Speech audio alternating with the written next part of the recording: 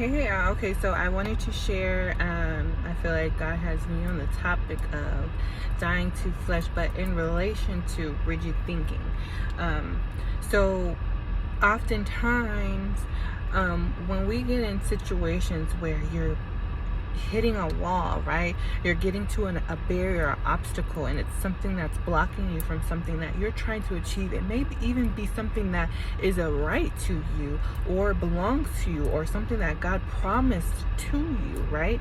But that when you're reaching that barrier, even if it is for you, it's time. That is a sign to stop and pause and reflect and to pray and to think and to regroup, reflect, right? And sometimes to pivot, right? Because those everything, God is in everything that we do, right? So when we reach these barriers, oftentimes there is something that God is trying to show us. And y'all, this is something I'm working on daily. But every time I think that I get to this barrier and I'm like, oh, it's nothing, I just have to push through. Like, no, there was something there that God wanted me to see. Literally, y'all, I got my smoothie. I went to it's boba time, y'all. And I got a smoothie from there, and I'm ordering, and I'm reaching this barrier, like something's going on with my payment, it's not going through. I'm like, okay, and I'm just trying to rush, right, and like make it work. And finally it went through. And then I thought about it, like, wow, it was funny because while I was ordering and while I was trying to like figure out the order, right, I felt like God was telling me this message during that time. And God was telling me, when you reach these barriers, it's time to stop and reflect, stop and pray, or pivot, right? And or maybe it's not for you, right? Because I'm thinking like, okay, God, you don't want me to buy this smoothie, right?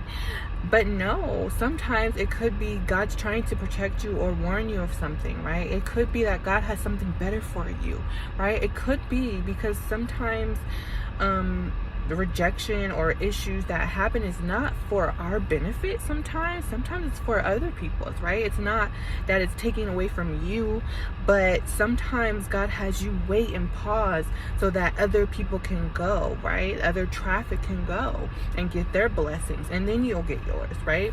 So barriers are a time for reflection, and sometimes we get stuck in the rigid thinking where we feel like it's all or nothing, right?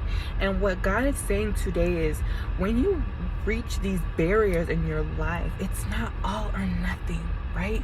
It doesn't mean that God is telling you no.